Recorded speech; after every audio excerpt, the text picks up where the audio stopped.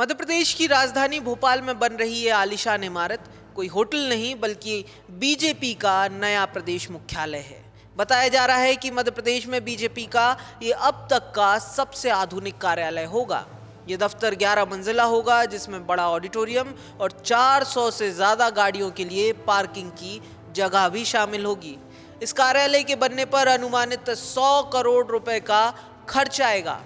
भोपाल के अलावा भी पार्टी प्रदेश के अलग अलग शहरों में अपने नए कार्यालय बना रही है।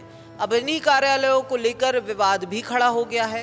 मध्य प्रदेश कांग्रेस पार्टी के प्रदेश अध्यक्ष जीतू पटवारी ने बीजेपी दफ्तरों को आवंटित की जा रही जमीन को लेकर सवाल उठाए हैं।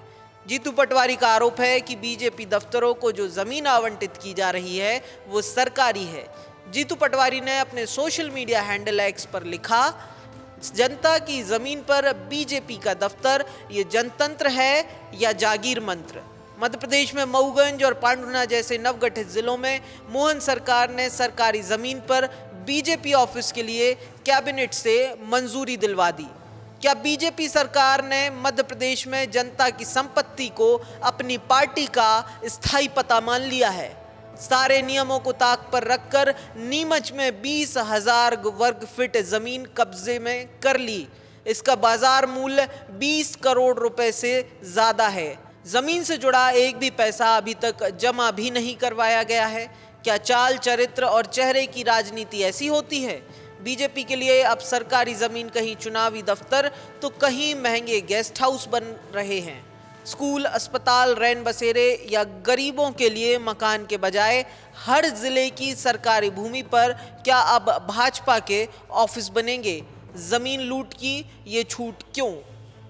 उधर कांग्रेस के इन आरोपों पर बीजेपी ने जवाब दिया है। बीजेपी के प्रदेश मीडिया प्रभारी आशीष अग्रवाल ने सोशल मीडिया पर ही जीतू पटवारी के आरोपों का जवाब देते हुए लिखा, मुद्दों का अभाव, नेतृत्व का संकट और जन समर्थन से दूरी, इसलिए कांग्रेस अब प्रासंगिक बने रहने के लिए ठूंठ की बैसाखियों पर चल रही है। जिस पार्टी ने दशकों तक जमीन की बंदरबाट की वो आज भाजपा पर पारदर्शी प्रक्रिया से मिली जमीन आवंटन पर सवाल उठा रही है। भाजपा को आवंटित जमीन पूरी तरह पारदर्शी और विधि सम्मत प्रक्रिया से मिली है। यही प्रक्रिया सभी दलों और संस्थाओं के लिए समान है। कांग्रेस भी पात्रता अनुसार आवेदन करे तो उसे भी जमीन मिल सकती है।